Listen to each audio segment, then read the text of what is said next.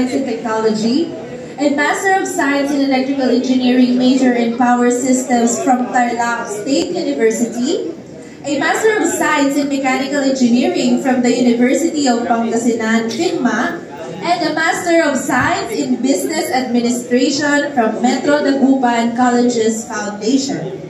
His expertise spans power system planning, electrical construction and installation, and management. He currently manages E&P Electrical Supply and Services.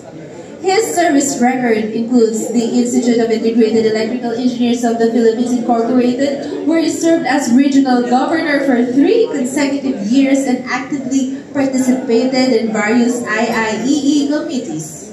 He also held 3 positions in UPEP, serving as regional director from 2021 to 2023, National Vice President for External Affairs in 2024, and currently as the National President. So let us welcome Engineer Woody Erama.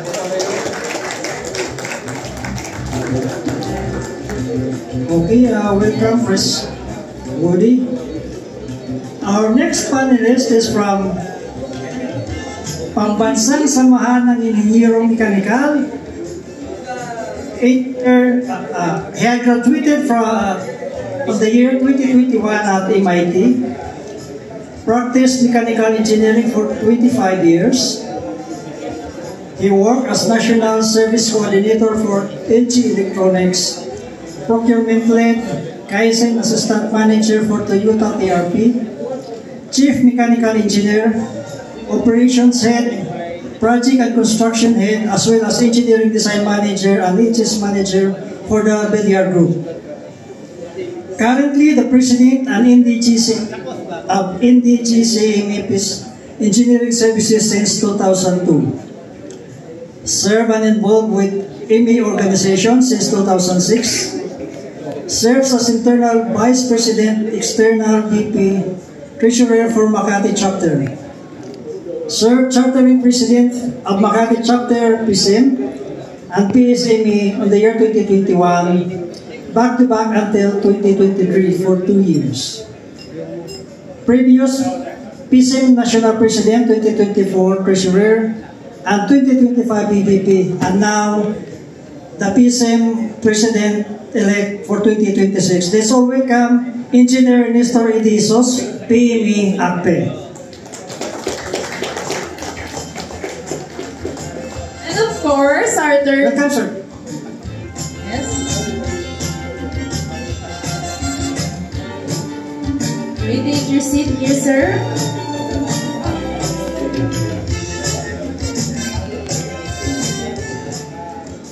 And for our third panelist, he is a PRC licensed registered architect and PRC licensed and registered environmental planner, PRC Philippines certified ASEAN architect, DTI PCAP CMDF certified project manager, at the Project Management Institute certified project management professional, Dole accredited construction safety practitioner,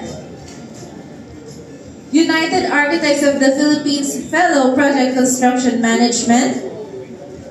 He is also the chairman of PRC Board of Architecture Technical Working Group for the specialization on construction project management under CATS, a member of the Department of Trade and Industry, Construction Industry Authority of the Philippines Technical Working Group, and member of UAP Special Committee on Project Management.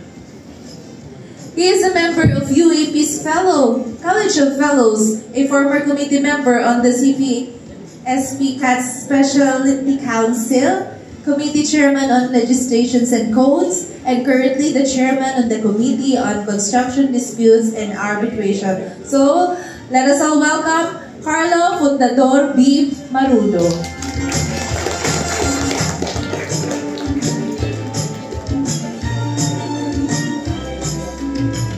Okay, our supposed to be fourth panelist was representative from PICA, but due to unfortunate, due to an emergency, unavoidable circumstance, ibig last hour na hindi sila makakarating. So, we just have our 3 panelists right here now. So, welcome distinguished panelists. Let's start our forum for tonight's Unified Professional Forum 2005.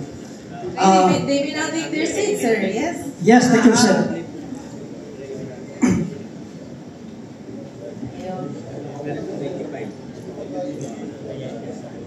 Okay, good evening again, everyone. We will give our panelists an opening statement for this evening's Unified Professional Forum. Anyone? Let's start with Engineer Woody. Yeah, Engineer Woody. Yes, hello. Good evening, everyone.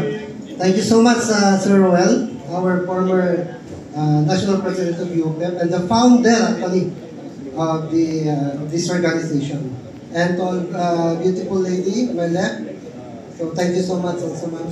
So actually, ako yung pinakamahirap yata yung trabaho ngayon dito. Kasi napapaligiran po ako ng mga napakagagaling na mga katulad nating PEE. Nandiyan si Sir Ronnie, baka sabihin niya sa akin, mali sinabi mo. But then anyway, we will not go technical matters or technical discussions or whatsoever. Basta pag-usapan lang, I guess, dito is about how are we going to collab with the other organizations or professions for a better future professionals or for better professionals. So yun lang naman po. So once again, magandang gabi po sa ating lahat. Let's hear from PCM panelists. Magandang gabi. Magandang gabi po sa lahat. Okay ba kayo dyan? Doon sa kaliwa. Mga sir, kailangan tumango kayo. Okay po ba kayo dyan? Yes. Actually, maraming salamat at we or I or ang kasama ko po, we feel very lucky to have discovered and met familiar and non-familiar faces. I don't know how to say enough yung salamat, pero it's nice to know that we have brothers in other trade na very, how do you say this, concentrated or organized or looking into its professions, yung core ba for the profession, professional electrical engineering. So dahil po doon, babati lang po ako sa pamunuan ng IIEE. Hindi ko na po banggitin, nilista ko dami po kasi. Yung IIEE, marami po kasi doon, nandito po yung UPE, EEP, UP. Lalo na po doon sa 7 founding members, hindi ko na po isa-isahin. Nandito po sila. Magandang gabi, supposedly nandito rin po si Sir Mapili. Wala po yata.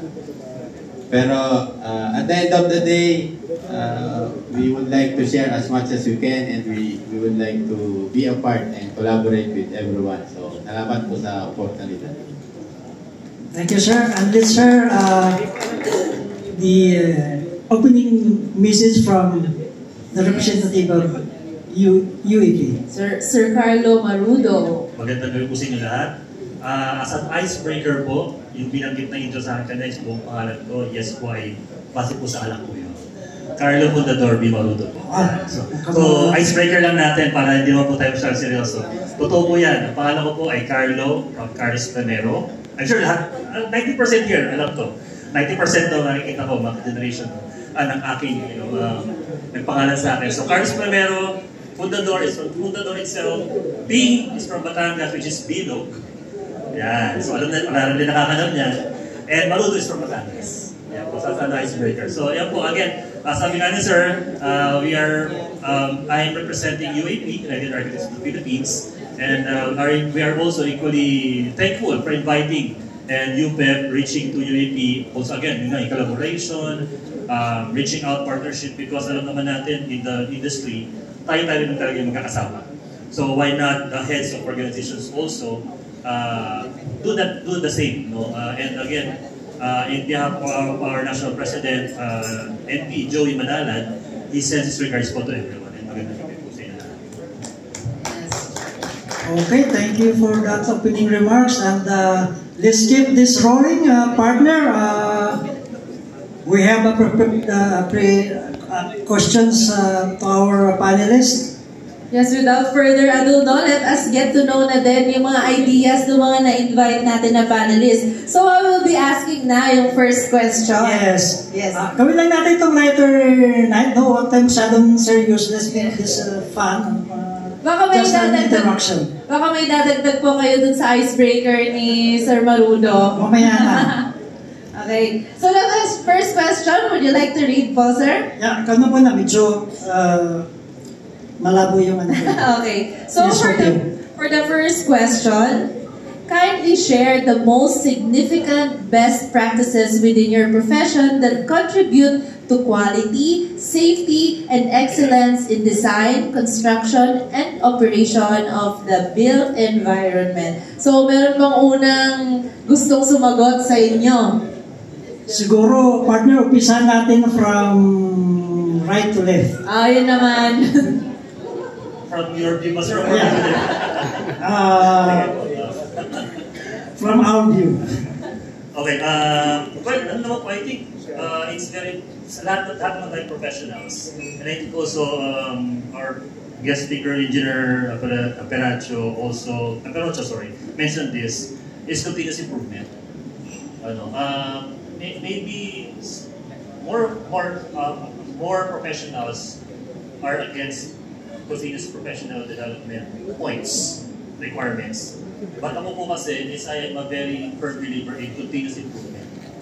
Not the points, but the improvement. Because sabi nga po natin, nabanggit ni Sir kanina, AI is coming in or is already here, BIM, etc. So every one of us, for me, I think, not just in architecture, but also I think for all professions, it's really good for us to bear that in mind, yung continuous professional development.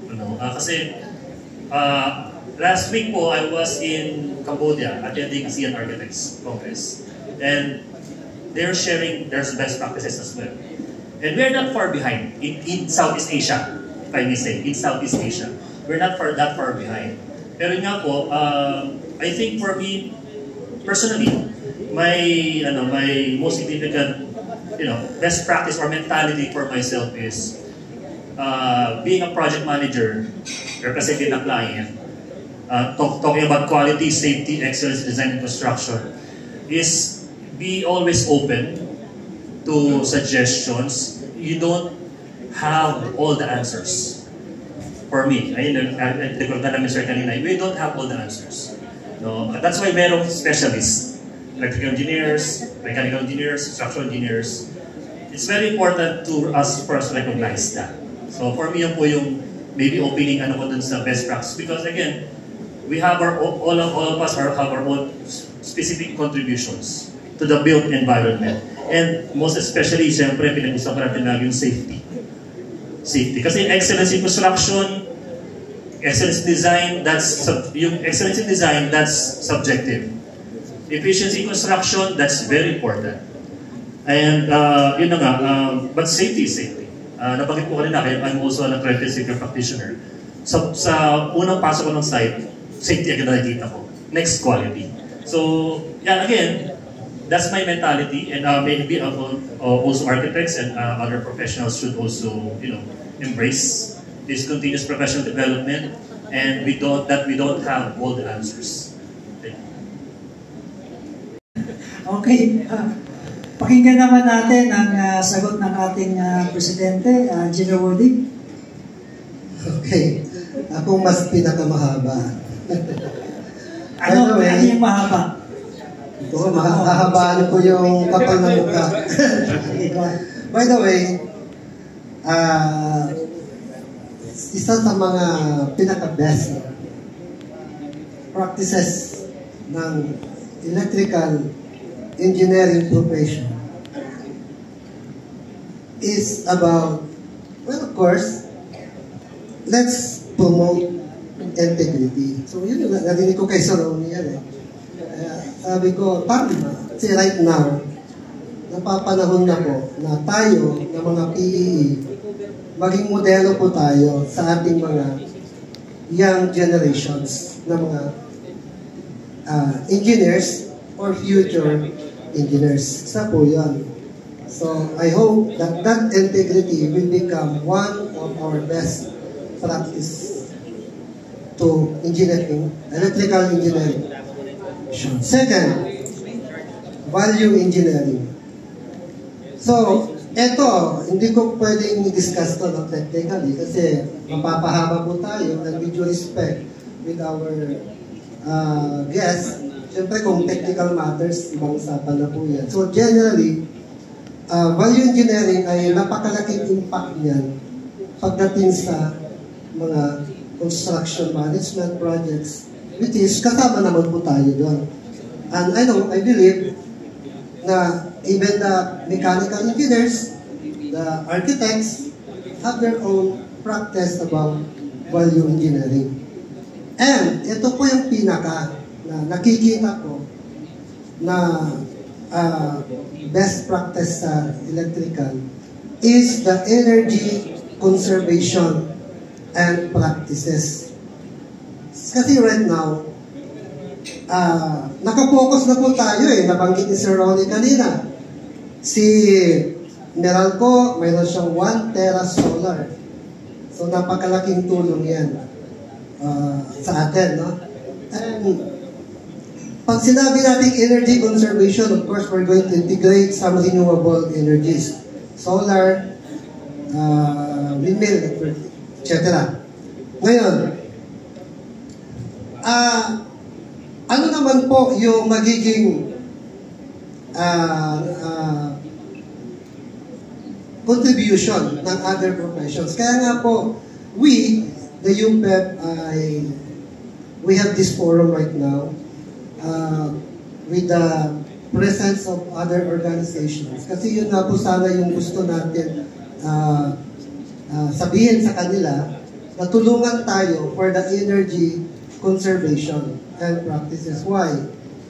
Kasi pag sinabi mong energy conservation, energy audits, so marami dito nag-energy audit. Hindi lang naman involved yan is about electricity. Hindi lang tayo. Ano po yung iba dyan na kino-consider? Si mechanical, kasama sa energy audit natin. As far as the Department of Energy is concerned. So may mandate dyan si DOA. Kasama po si mechanical. By the use of, like for example, yung mga district cooling na yan, wala na po ano dyan, natutulak. So kailangan po ngayon si mechanical. But through this initiative, one of our focus, one of our goals is to create a guidelines focusing on that energy conservation na makikipagtulungan po kami sa inyo po. Ano po ba, paano ba natin ma-incorporate yung energy conservation na yan through mechanical, architects, green energy sa architecture, even the civil engineers and other organizations. At pag-isahin natin po, makagawa tayo ng guideline para yun ang magiging isa sa gagamitin ng mga magiging energy auditors natin. I don't know if the other organizations are conducting energy audit. I'm not sure, sir, kung nagkakandak din po ba. Yes. Okay. So with that, hindi lang pala tayo yung nangangailangan sa kanila, but also sa kanila, kailangan din nila tayo. So I believe, since this is the very first yata na mangyari to invite other organizations, patungo po tayo doon for the energy conservation practices. So yun lang po. Thank you so much. Thank you. Ang ganda naman ng road na Peruzzo. Talagang sagana ka dito sa Corneti. Ang dami, nararamdaman ko na ngayon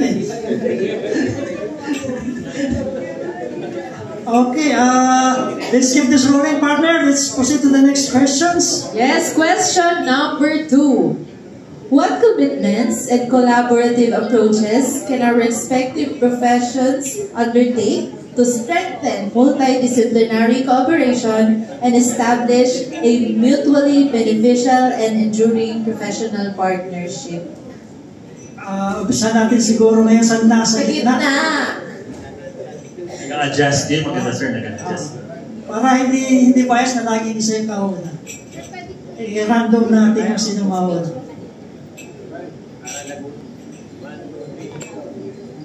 Well, for ako, I can personally, and as a group sa amin, we can commit.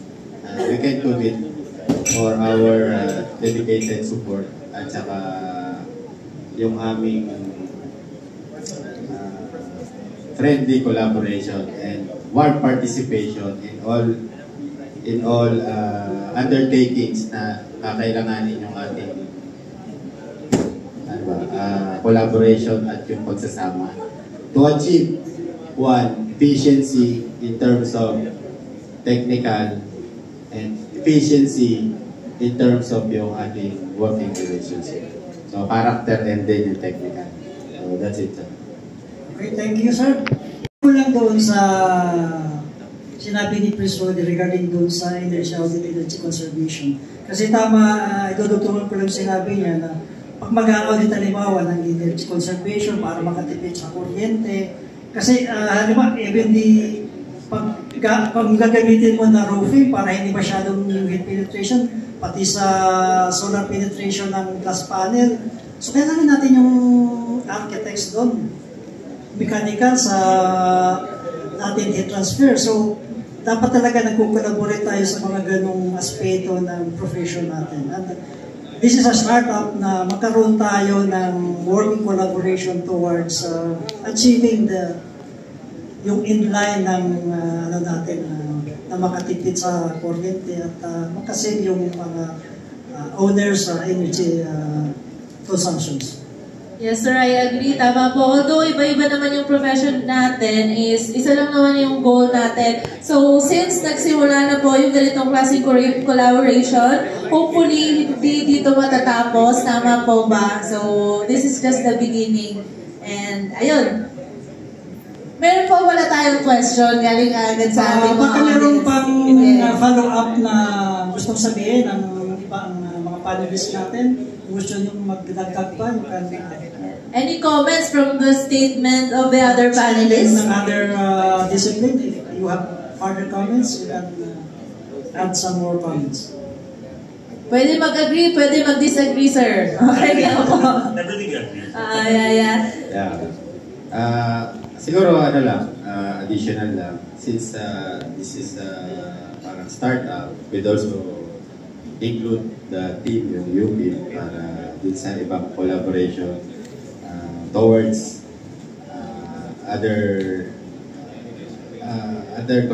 concentrations or topics na magkakaroon ng working relationship from mechanical, electrical, and even sa other. Kasi marami naman po talaga tayong shared activities. Hindi lang po siya sa working environment, but yung formulation ng let's say standards or additional or upgrades sa codes din. If you find it na okay, asahan nyo po na hingi po kami ng tulong sa tropa sa UP. Kaya ulit, thank you for this opportunity. Okay. So let's keep this rolling, partner. We have another questions for them. Yes, we have one question. I'll just deliver this question. This so medyo controversial konti. But I'll just read the question. What is your comment on the reality that some architects are the one doing the electrical design or plan and then just ask or look for a PE to sign the said plan done by the architects? So,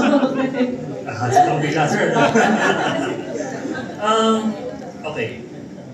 Ito po sagot ko muna based on my experience. If I may say. Kasi, although I'm representing UAP, but my statement will not represent UAP. But based on my experience, so amin pong mas younger years, we were, siyempre may mga bahay pa yung ginagawa namin, no? Sa aming firm that I worked under before. They told us, sige, Carlo, i-design mo na yan. Okay, design. Layout, i-design. Siyempre, alam namin basic lang.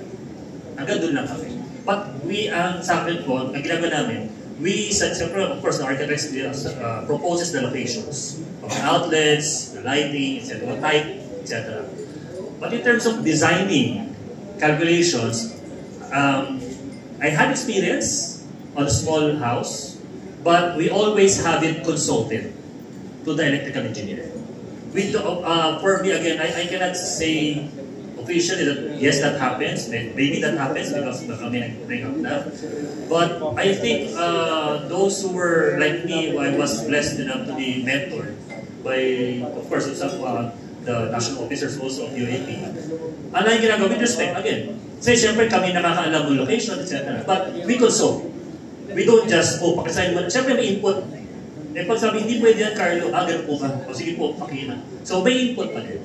I think for me, the most that an architect can do is the house. But still, consultation. I don't think we can dictate anyone. Gano'n pa kalaking firm yan, they can dictate what they want. And then, can you sign this? No questions asked? I doubt. I highly doubt it.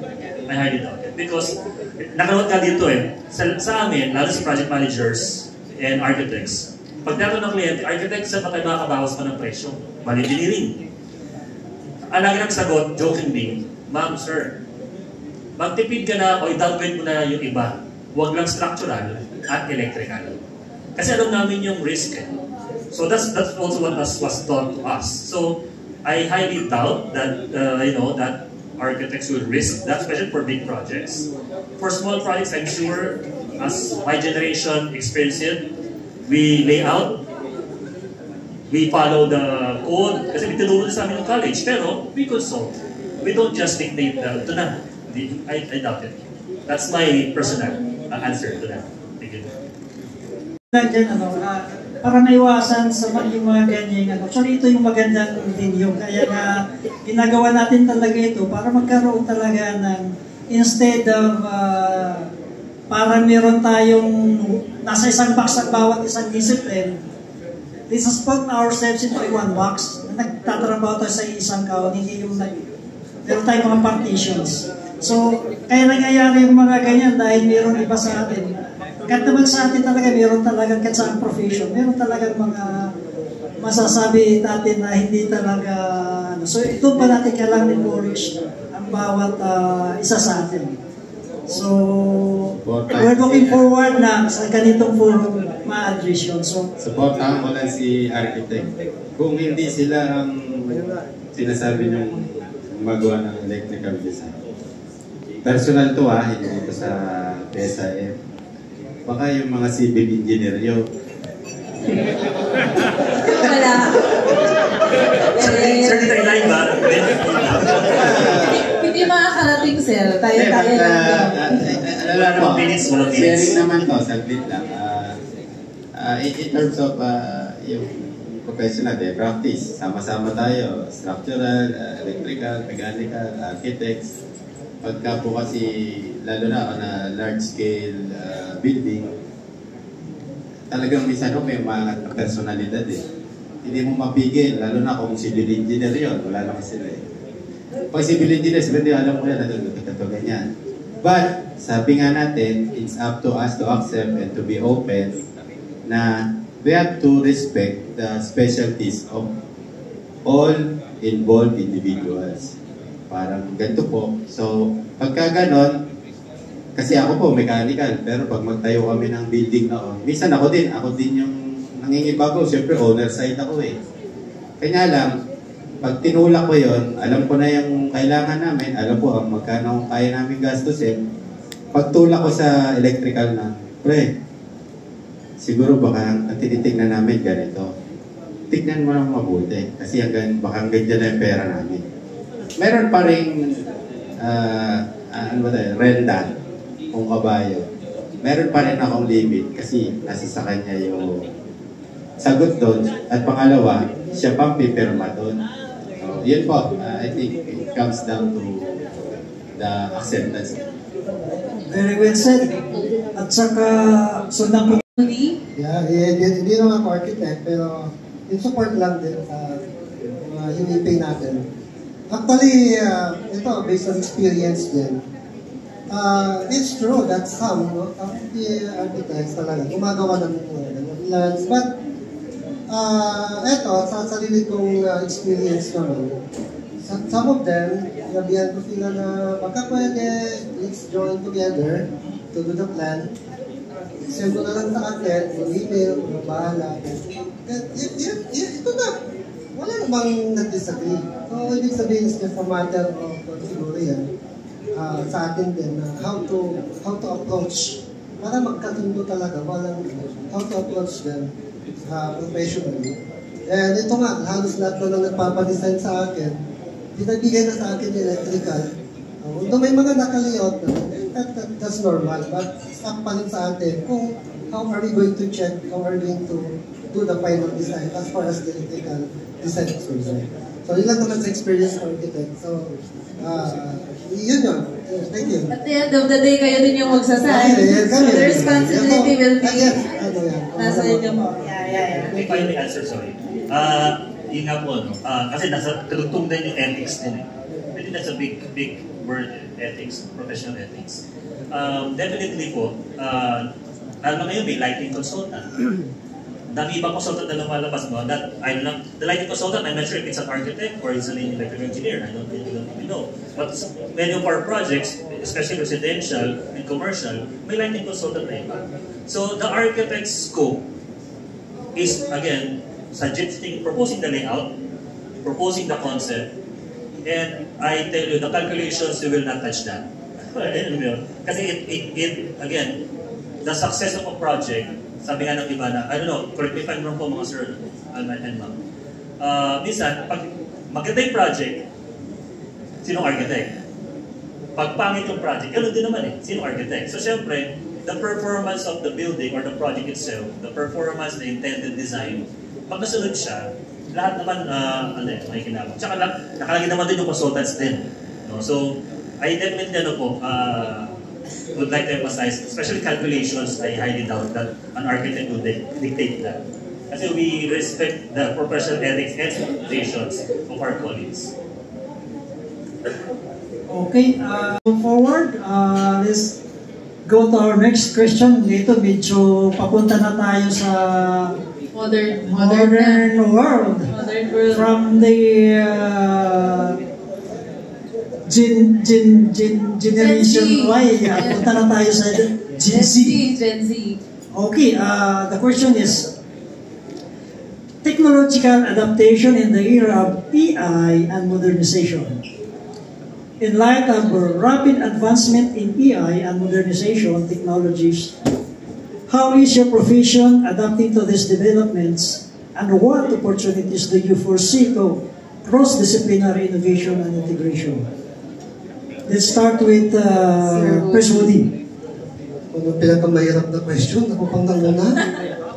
Totoo lang, kasi di ako masyado dyan sa AI, no? Pinikwento mo lang, natuto ako sa'yo. But anyway, ang naisip ko lang, no, of course, wala tayong magagawa. AI, nandyan na yan. Hindi natin pwedeng tsakwera. But of course, tinitignan natin dyan is how yung impact yan sa professional then. Well, for me, since I am not yet talaga aware with that AI na yan, ano bang magagawa niyan as a whole, pero sabi mo nga, sir, pwede na yata mag-design ng sarili yan, yung AI na yan. So maybe, we must be ready with that. Kasi pag gano'n lang nangyari, nako, maraming mawawalan ng trabaho ng mga electrical engineers natin. Yung mga designers natin. But then, that's not the point. Sa akin lang, let's adapt new technologies, yung AI. But for me, siguro gamitin natin si AI sa research and development. So let's explore more about research. So yun siguro magandang gawin natin sa UPEP. Advance tayo, gamitin si AI. Ano pa ba yung magagawa natin? As PE, as UPEP, para mas marami pa po, like for example, pag pinag-usapan mo energy efficiency, high efficiency machines, baka mayroon pa tayong na-develop later on na more efficient compared to that. So yun lang po. So research and development siguro. Gamitin natin yung Sir, dapat we should make use of the technology na existing. Siyempre, we should learn. And next one, from the center. For AI, I just recently attended an AI seminar kung matatawag yun. Pero within the program na PRC. So, ang tanong nyo kasi paano na namin kung sa profession namin, how do we stand, where do we stand on AI, and how do we see it moving forward. Now, dun sa sinabi ko sa inyo, yung na-attendan ko na session from PRC, from the very basic, na yung isang tao, sasabihin lang dun sa Google, may pangalan yung Google, example na lang, Leandro. Lagay mo nga sa schedule ko, September 7, mag-golf ako. Sa hapon, may parte ako kay pare. Yan. Right there and there, lumalagay dun sa kalendar. So, di ba napakadali nun at saka napaka-productive and useful na ikaw na hindi ko man lang gumawa ng ballpen.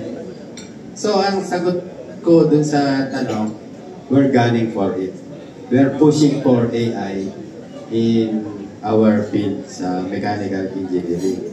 But also, may balance din.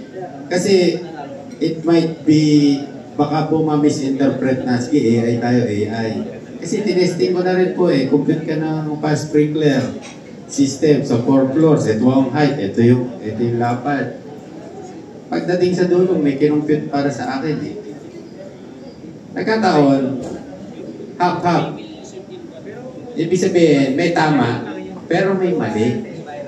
So, dun po yung balance. So, we are gunning for it, we are promoting it dun sa amin po, but then we also remind everyone to keep intact yung nasa ulo natin. Kasi tayo pa rin po yun, tayo pa rin ang mag-check. Baka po mali yung mind. Meron po kasi mga iba, baka tama rin. Ito na i-present. Present, patay. So, yan, we're gunning for it and we see it as a tool para padalhin po yung buhay natin. Kasi what if tama po yun, mag-check ka na lang. Yes. Yeah, sabi ko nga po, ako yung isang taong mahilig attend ng mga seminar din. I think yung sinattend ko, sir, is the Professional Summit ng PRC. I also attended a seminar in New Zealand, project management naman. I also attended a seminar here in Makati, Society of Construction Law, Philippines. And they're talking about AI. And 70% of the attendees there are lawyers. Kasi nga, Society of Construction Law. Siyempre may mga technical architects, engineers, meron din. But they're also talking about AI. So it's really here. For me, actually, initially, parang feeling ko ang more affected of AI, especially image generation, is the architects. Because right now, pag tinatanga nila, di ba, tamang prompt lang, magkakaroon ka na ng proposed design. No? Many architects were affected in a way. But again, after attending these seminars as well, na-realize ko na AI is nothing without the one giving the prompt. Without the one, entering the prompt. Si AI is there as a tool. Sabi nga nila, we use AI as a tool. Sabi nga nila sa research. If any of you haven't tried that, ang bilis niya kumpara sa Google. Google, mag-search ka 20 options. Alam mo pa kung lahat ba yan ay okay. But for ChatGPT, Perplexity, and other AIs, they will pagkasama-samahin na nila, tapos they will also say saan nila kinuha. I also look at it, siyempre as an architect as well, and sa PM, na inabutan natin yung pager. Diba? Inabutan pa kami pager, if I ask. Pager. Ako, medyo transition pa ako ng pager, sir. Inabutan ko ba yun ng college, no? Inabutan ko yung pager. Inabutan ko yung Nokia. Inabutan ko yung mga compact. Yung 3210, dati high-tech na. Ngayon, smartphones, etc. So, those are examples of technology that we were able to adapt to. We used it now. Actually, kanina, nag-check ako ng evaluation, ng progress reading. It's easier for us now if we are also adaptable to the technology. So, ngayon tanong is, do we let technology overrun us? Or do we control technology? No? So, very important yan. Siyempre, sabi nga natin, our profession is always continuing, evolving, and increasing in complexity. We're humans, so we have to adapt. We have to adapt. If you're not going to adapt, if you're not going to improve yourself, may iwanan talaga tayo. Ako right now, to be honest, I'm sure marami nakikita sa Facebook ngayon na yung 28-day course on AI something. Yeah, Corsiv, I have that. I'm doing it right now. I'm on week 3. Week 3 na ako. Nakakata na ba ako? Yung Notion. I got that. Bakit? Part ba ng trabaho ko? Hindi. Pero, when the time comes that there's a project that relies on that, I'm ready. Diba? Sabi nga nila yung opportunity, the opportunity is useful if you're ready. Pero kung opportunity na dyan, ka-architect, may project tayo, ganito, ay, hindi ko po alam yan. Sayang yung opportunity. Now, if we're all professionals, business owners, whatever, if there's an opportunity, you have to be ready by that, kahit hindi mo pa alam kung darating o hindi. Diba? Eh ngayon, if you plan to practice locally, but you have services going global, you really need to adapt AI. Kailangan talaga. Very, very important yan. Actually, isang kliyente ko, bahay lang yung high-end residential, sabi niya sa architect, I uploaded yung ating per CPM sa AI. In-upload daw niya. And sabi ni AI, hindi tayo aabot. Gumanon siya. So, alam niya kung paano that's an owner, that's a private city, a layman. Pero again, we have to really, adapt to the situation because that's why we're good, that's what humans are, we adapt. So, sabi natin, pager lang naman, ngayon, smartphones na, ang dami na nagagawa. Diba, sir? Yes, very well said. Okay, nagtag ko lang dun sa AI. Kasi actually, may subject ako ng AI sa AI. So, anyway, yung AI naman kasi, like sa GPT, Chatbot, or whatever platform na ginagamit sa AI, ikaw rin naman nagbibigay ng command. Ikaw ang ano gagawin. At si AI, natututo rin sa atin. Kung ano yung binibigay natin na prompt sa kanya na tanong, sinasagot niya, at natututo siya sa atin. So, isang follow-up lang na tanong is, do you feel we are not threatened by the introduction of AI? Ako, sir, if I may, dagdag ko din sinabi, sir, kanina. We still have to check the outputs of AI. Definitely. Kasi, sabi nga niyan, AI is, again, a machine, an artificial intelligence. Pero gagana lang siya, depende nga sa inputs natin. Tama, sir?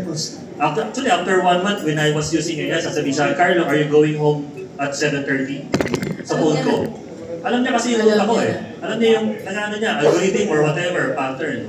So, it's very important also to check that pa din. And yun nga, and personally, or as an architect, am I threatened? I don't think so. But maybe other members of our association may say yes. It's because maybe they're not ready. So kung ready ka kasi, sabi mo, CPD. Not the points, but that CPD in essence. If you're always updated, trying to, adapt yourself and elevate your capability, you're not going to be threatened that much. Because sabi mo, naiintindihan ko na yan. Alam ko na yung ganyan. Alam ko na yung, inattendan ko na yan. So medyo aware na ako. Okay, dagdag ko lang kasi may experience din ako.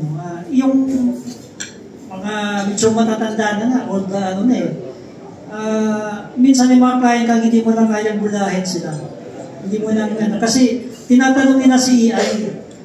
Yung tinatanong usually nila sa iyo, tinanong na nila sa AI. Kino-confirm lang nila kung tama yung sinasabi ni AI sa sinasabi mo. So, precaution lang sa mga natin yung mga designer, mga nag-present sa client. Be aware na bubulahin nyo yung client nyo na ganito yan, ganito. Yung parang, ano mo lang siya para makuha mo yung project. Kasi may mga client ngayon na they ask AI. So may dalawa na akong client na gano'n. So, ayun lang, para lang kadagdagan lang din sa ating mga kasamahan dito. Sir, dagdag ko lang din. Medyo ano ko sa AI kasi. Very important pa rin yung human factor. Human factor. Kasi sabi nga, you can prompt a floor plan for you. Pero, kala ba ni AI yung user behavior analysis, tinuturo sa amin yun. No? Ano ba yung gagawin ni Mrs. pag ganitong oras? Ano ba yung hilig ni Mr.? Meron pa siyang tinatawag na bat cave. May sarili siyang room na doon natin gusto. So, ano pa rin yung user behavior analysis na importante in terms of architectural design? Ano maybe exterior, but the user behavior or the human element is hindi maaano ni AI yan. Yes, sir. Yun. Personal touch. Ayun. Wala siyang emotion, sir. So, I agree na dapat, personally, may knowledge ka eh. Hindi pwede lahat iaasa mo nandun sa AI. Dapat, alam mo pa rin kung tama or mali yung sinasabi niya. So, personally, dapat, brand development pa rin. Ayan. Well, let's remember, AI is pretty new. Yeah. So AI is still developing itself. Yeah. Yung assurance mo na kung ano masabihin nun, dapat may assurance ka rin sa sarili mo na alam mo ba yun? Yeah. Tama ba yun? Kung mali yun. Kasi pagka i-double check ka, alam mo rin sa lagin. Correct po, correct. Okay, so masyado tayong indulge sa AI. We still have one more question to ask our panelists po. So, sir, would you like to read the last one? Okay, ito naman, itong last question is derived from siguro yung pinaka-hot topic ngayong bansa natin, no? Dahil sa mga nangyayaring hot topic ngayon na corruption sa sa flood control projects. At sa nangyayaring ito na mga projects at flood control projects, we, the engineers, are at stake here. So, may party tayo dito. Hindi tayo nakikiparty sa hatian, ha? Nagpa-party lang tayo. Mamaya may party tayo, pero wala tayong party doon sa hatian ng nakaw. Okay. The question is, promoting professionalism, ethical practice, at mutual respect. Ito na yung sinabi kanina ni Sir Roland. Given the current professional landscape, how can our organizations collectively uphold and advance professionalism, integrity, ethical conduct, and mutual respect across all disciplines? Let's start from the center. Well, para dun sa with regards lang dun sa collectively upholding professionalism and then yung integrity, I think it's by simple practicing it and showing it off and cascading it to the rest of the group or the members. So for professionalism and integrity. Of course, kapag nariyan ka na sa situation, minsan tempting yan. Lalo na pagka, alam niya na, pag parang flood control. So, it's up to us to it's either accept or not accept. But the main thing is, we have to set the limits. And in setting those limits, it is up to us na if we can echo the limit dun sa iba, sa member natin, for them to also realize na nandito lang tayo, friend. Nandito lang tayo, team. So I think it's setting or practicing everything here as an example and leading by example. Yun for starters. So, that. So, Willie? Okay, although na-mention na rin natin before, no? How to promote professionalism, ethics, no? And of course, yung mutual respect with each organization for each and everyone. No? Well, sa akin lang naman, what is right is right. Just do what is right. Yes, and of course, another thing is yung integrity. If we focus on that, then I guess, nandiyan na yan, nasagot na lahat, yung professionalism mo, your ethics, and of course, with the other discipline, pag nakita na tayo as UPEP, as PEE, maganda yung integrity natin, well, that's a good indication that we're doing it right. Actually, after the integrity, papasok mo naman yan yung credibility natin. So, actually, yung intro ko sir kanina about the corruption. But then, madali lang naman yan talaga if we speak on integrity. Yun lang po. Basta, for me, palaging nasa isip ko lang dyan, integrity. And everything is fine.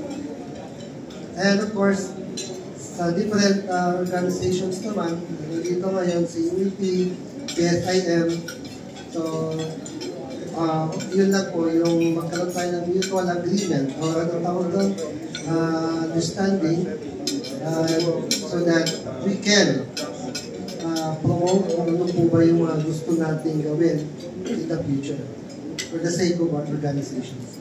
Yun lang po. Thank you. Yes, and Sir Carlo? For me siguro, I will first react to sa manual yan. Yes. For me, how can we prevent that moving forward? Kasi dyan siya. Yung mga mas nakakabata sa akin. In the next generation. No? Kumbaga, andun yung tanong how can we change our society? Can we change our society now? Or can we change our society for the future? Kasi now, if I use the word, infected na. Yun yung word, correct one. Yun, infected na. How can we remove that now? Because it's already spreading. Okay, in an agency, in a department, in a whatever entity or organization is, may virus na. Now, how can we improve that? Of course, we look to the future. And who's gonna lead the future? Yung mga mas bata sa atin. To be honest po, I was blessed to be mentored ng aking boss, tsaka yung father niya, tsaka siya, father and son, architects. That they're really, kung pinag-usapan ethics, sila yung example. Kasi ang ganda ng mentoring nila sa akin or sa amin, na number one, yung word na sulutan ng project. Pag lumapit na kliyente, architect, pwede ka ba mag-propose na ganito? Tatry muna. Ma'am or sir, do you have an architect already you're talking to? Yes. Medyo po kami. We will respectfully, kasi may kausap po kayo. So, kumbaga yung number one, sulutan ng project. Number two, yung bribery. Ito po, share ko lang din po. No? That's also a very good example of us, heads of our companies, setting an example for the future, for our teams right now. May project po kami na andun tinanggal namin yung contractor after 6 months, tinanggal namin because of bribery. And at the third month pa lang, that was for example October, no? Tumawag sa akin yung aking team, site engineer teams. Sabi, sir, binibigyan po kami ni contractor ng 10,000 pesos each. Check po. O bakit daw? Sabi ko. Sir, pag Christmas daw. October pa lang, di ba? Opo, yun nga po. Kaya, hindi po namin tinanggap. Yung keyword, yung key phrase, hindi po namin tinanggap. Yung nag-report sa akin sila, and if I may highlight this, yung po aking team na tumawag sa akin are an electrical engineer and a civil engineer. Okay, site engineers. Sir, ito po, ganyan. Hindi po namin tinanggap. Ito po lang yung sinishare pag ako nagsasalita sa mga seminars in terms of quality, sa QAQC. Iba yung report na, sir, hindi namin tinanggap. Iba yung tanong na, sir, tatanggapin po ba namin? There's a difference doon sa statement na yun. Di ba, sir? Oo eh. They're open to getting it. Pero yung team po namin sa report, hindi po namin tinanggap. They already, decided. Again, number one, in all humility, we have to set an example. Tayo. Kasi kung okay kay Sir Carlo, okay yan. Kung papayagan niya yan, payagan natin. So if they see, sabi ko, it depends on the leaders of the companies setting an example moving forward. Kasi nga po sila yung next generation, we should mentor them to be better than us. Yun. So yun po yung aking ano. Kasi if we continue the culture, sure ba tayo wala tayong engineers dito? Civil engineers? Actually, kasi alam, binigyan kayo ng kopya nito. Siguro nakita tong tanong na to, kaya siguro nagpapalala. Walang representative na nandito sa taas. Kasi lang po, it's very, naka-record kasi tayo. Pero yun nga po, it's very important yan. Again, going back. It's very important to set an example. Tayo yan. Now, if we have, yun nga po, to be honest, noon may nag-apply sa office. Ang background niya, taga-DP before, medyo set aside ko yung CV. Or natin nag-work sa City Hall, set aside yung CV. Not making it all generalizing, but of course, you have to take care of your company na hindi makapasok ng small virus. Diba? You have to be firm on that. Pero hindi ko siya sabi siyempre sa applicant na gano'n. So, yun, ethics is very important. Ethics is a human. We have that human act and act of man. If I offer you 100,000 pesos, act of man, titingnan mo. Pero if tinanggap mo siya, nag-decide ka na tanggapin siya. So, kumbaga ganun eh. Yun yung biro namin mag-asawa eh. No? Human act is, act of man. Yung act of man, pag may nakita, excuse na kay madam, no? Tayo mga lalaki, may nakitang maganda, sexy mo, papatingin ka. Pag lumayo ka, tinignan mo ulit, nag-decide ka lang tumingin ulit. There's a decision now.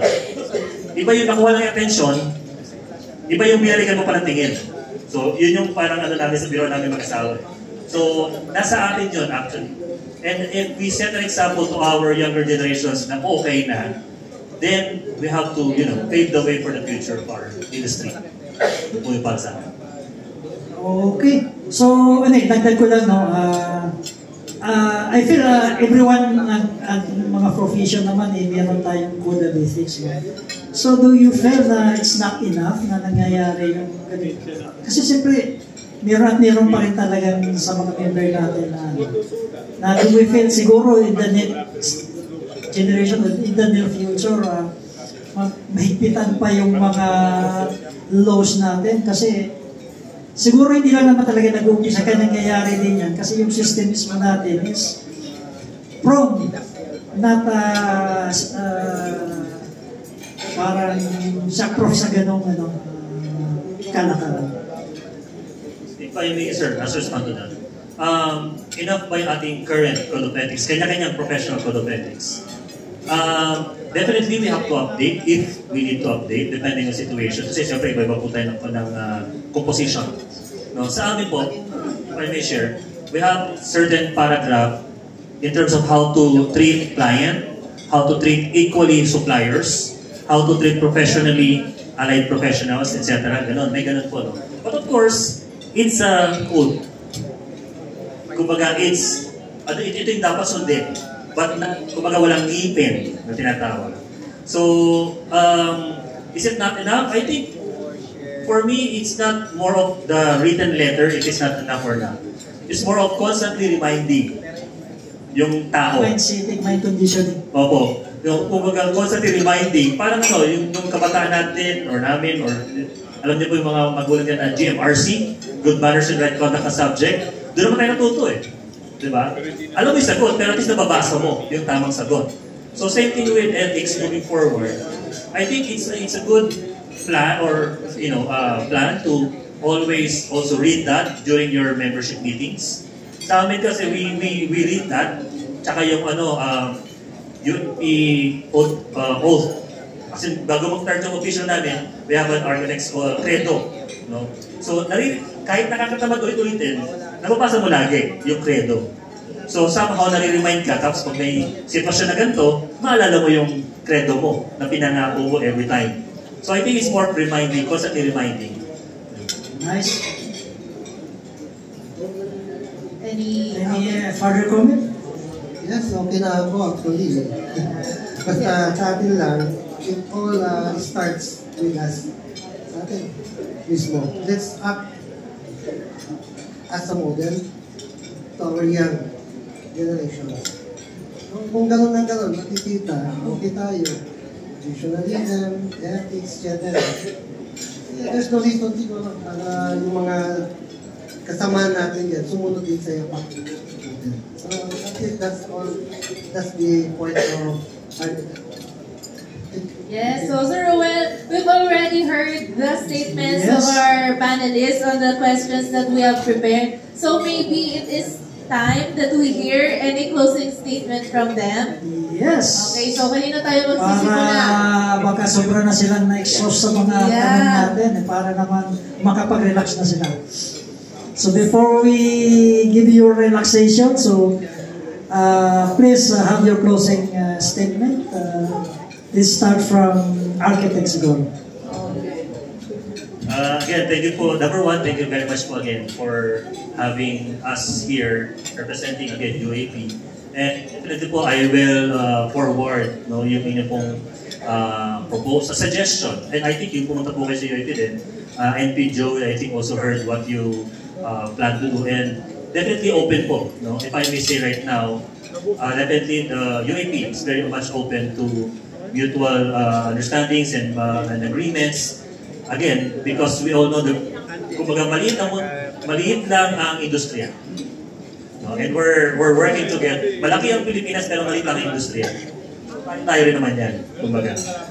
Also, in terms of collaborating and again, moving forward to our professions,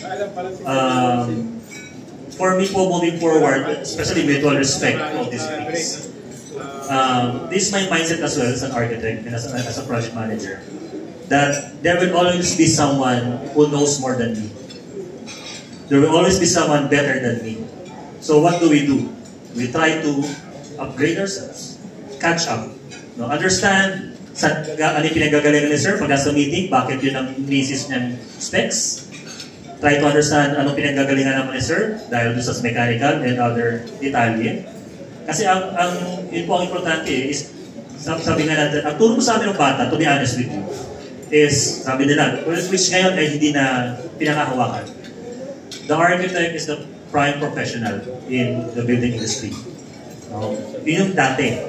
But ngayon, I realized, and also in UAP, that actually the most important entity is the project itself. It doesn't matter who is right, but what is right. That is more important. Kasi bottom line, yung project pa rin eh. Diba? Kung kanino man magaling ang tamang sagot, it doesn't matter. Kung kay sir, kay ma'am, tapos masolve yung problem, then solve yung problema. So yun important.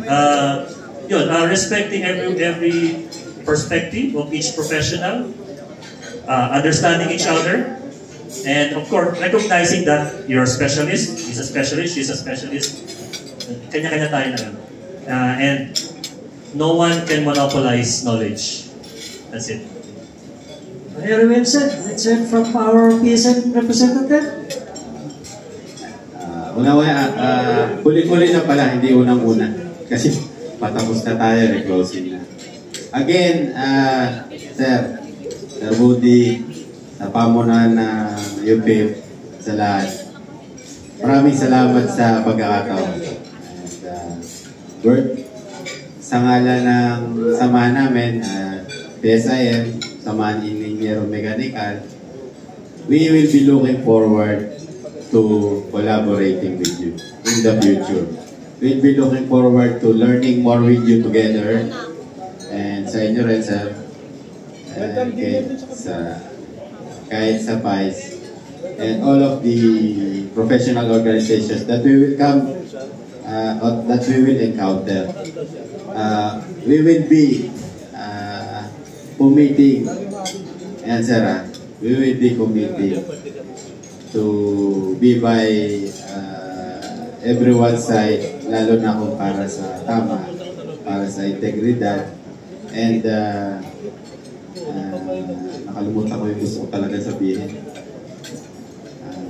Lastly, we encourage everyone and we want to say na sa grupo na ito, except sa PEs, you have our respect. Maraming salamat mga sir. Maraming salamat. Thank you. And of course, from our President. Parting words? Of course, muna, thank you so much, sir. Sirs, from PSIM and UAP, pagpapulak niyo po sa aming dito. At naging maganda yung simula natin lahat. And we're hoping for future collaborations natin for the betterment of our respective organizations. Ipupurso po natin ito at sana po magtuloy-tuloy na po ito.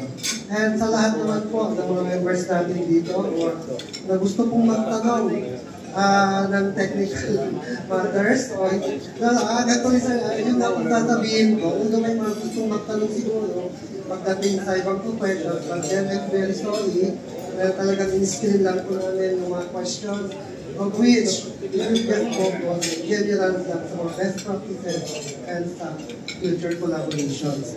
So, anyway, kung meron man tayo mga points, so we can resolve that na ito na po yung umpisa at magkakaroon nga po tayo ng mumulang mga agreements with them at doon na lang po natin ilabas yung mga gusto natin ayusin whatsoever.